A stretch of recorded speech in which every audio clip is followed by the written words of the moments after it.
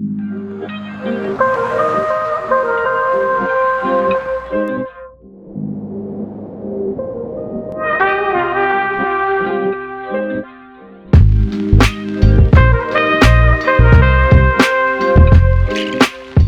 always like the idea of having a smaller phone, but with a smaller device in this day and age, it usually has a ton of drawbacks. Either an average screen, not so good cameras, cheap materials, and usually lacks in the performance department. For example, the iPhone SE renewed earlier this year, it had that old design with limited camera specs, but with the 12 mini, it changed all of that. And that's the reason I love it. The iPhone 12 mini is a very small 5.4-inch display device, but has flagship features that are usually reserved for the bigger 6.1-inch or 6.7-inch devices, and that's what makes the iPhone 12 mini special. We're still getting the 5G support, we're still getting MagSafe technology, we're still getting the same OLED displays, and it's nice to see that Apple finally dropped LCD screens. OLED is just superior in all areas, from wide HDR color reproduction to the deep blacks and contrast. The OLED screens of the iPhone 12 mini is beautiful, and consuming media is never an issue when it comes to screen quality. Also, we're still getting that super fast A14 Bionic chip and the same 12 megapixel wide and ultra wide camera with night mode, and we could even record 10-bit 4K HDR video. All of that packed in to this pocket rocket. So you're getting basically all the necessary features that the Pro model devices have for a fraction of the price. The 12 mini comes in at just $699 for the 64 gig base storage, which to me isn't bad, but I personally recommend getting the 128 gig version, which comes in at just $749. Now, one thing that isn't the same about this and compared to this is the battery life. And I thought I would mention this first because it's something important and probably a deciding factor as to why you wouldn't want to use the 12 mini as your main device. Usually I wake up at around 8 a.m. and by 4 p.m. I would have like 30% left. But when I'm not using the phone a lot for the last 10 days, my battery life has been around 7.5 hours, which to me is great for the size. However, if you depend on your mobile phone to carry out throughout the entire day, the 12 mini might struggle doing that. But then again, everyone's usage may vary. The good thing though is that it charges pretty quickly. From 0 to 60% with a 20-watt adapter, it will roughly take 30 minutes to charge up, which is not bad. Alright, you see how good this thing looks? Now let's talk about design. The design of the 12 mini to me is fantastic. I could easily reach all 4 corners of the screen with my thumb. I no longer have those moments where my phone would drop on my head at night.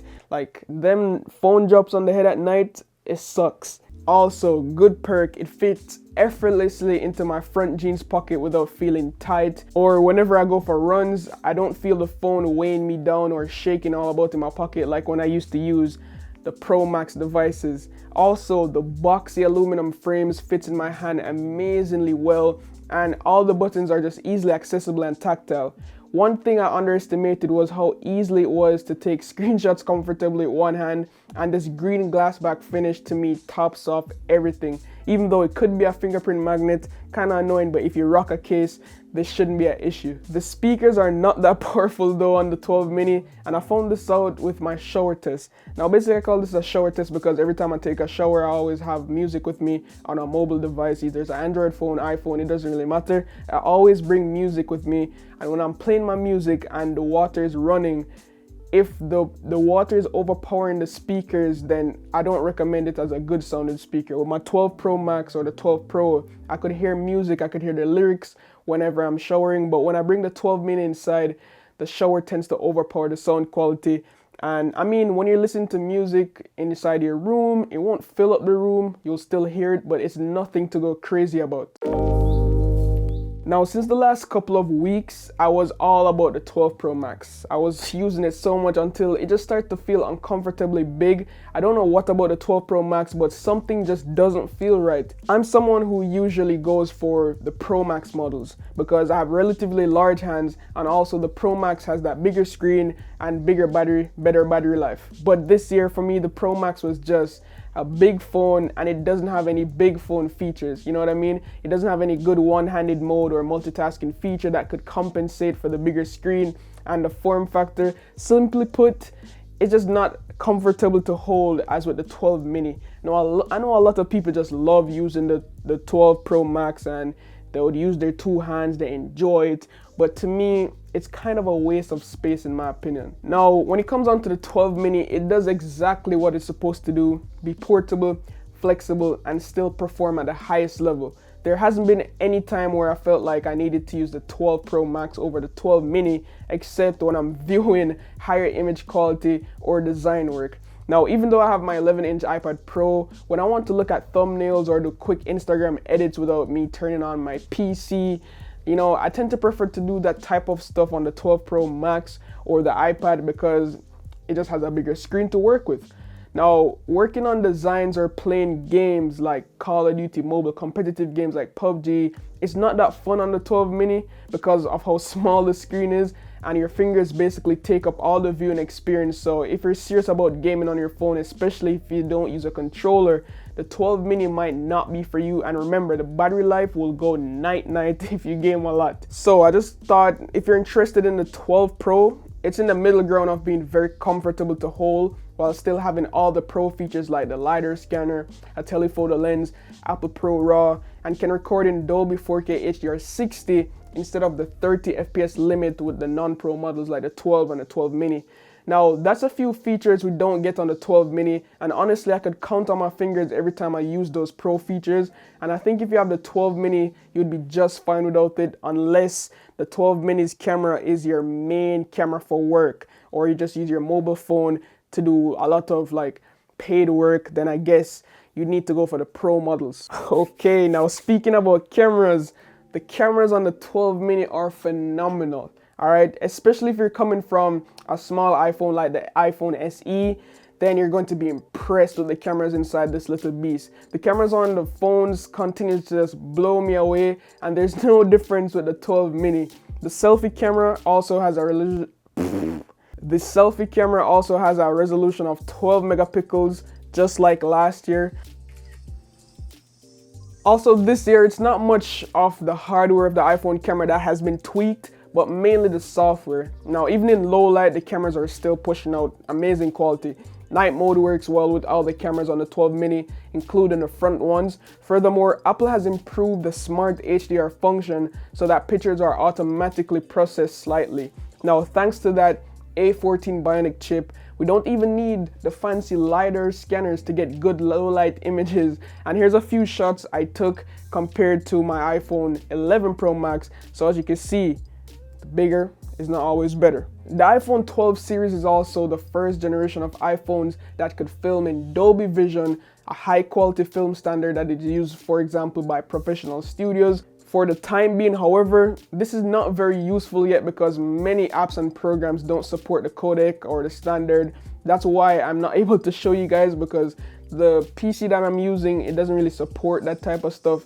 But I'm sure there's a ton of different videos on YouTube showing how Dolby HDR content look on the iPhone. So I'll link my favorite videos down below in the description. So the back cameras are pretty good. I'm recording 4K 30 FPS right now, and this is what it looks like. There isn't much to say like when it comes on to video cameras for the iPhone. If you really want to go into depth with it, it's gonna be like such a long video, but I thought I'd show you guys a test of what it looks like. And if I'm running a bit of test of the stabilization here, but yeah, the back camera, they're good. You can record slow-mo, 4K up to 60, slow-mo up to 240 FPS, but at 720p. But yeah, it's a pretty good camera. All right, one thing we didn't talk about this beast is the performance. All right, it's a beast for a reason. The 12 mini is lightning fast.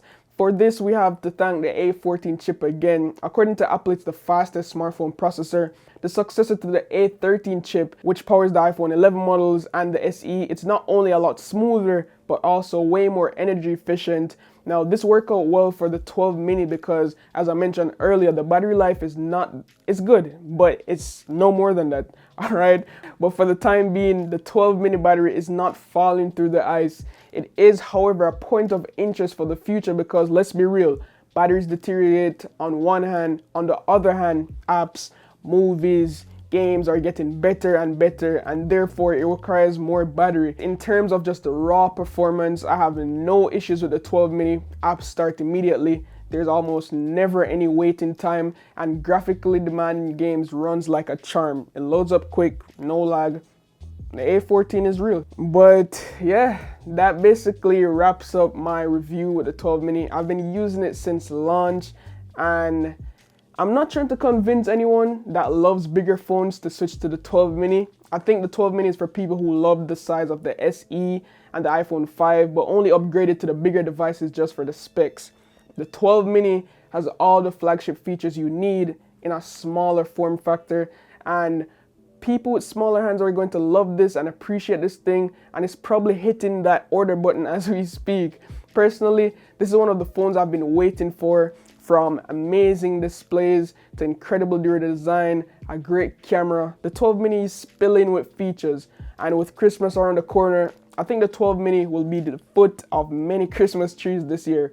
But since recently, I found out about Apple Pro RAW, and I've been hooked on that feature, and it's just only available for the Pro model devices, and because of that little feature, I'll be using the 12 Pro as my main device and not the iPhone 12 mini. Let me know what you think down below in the comments.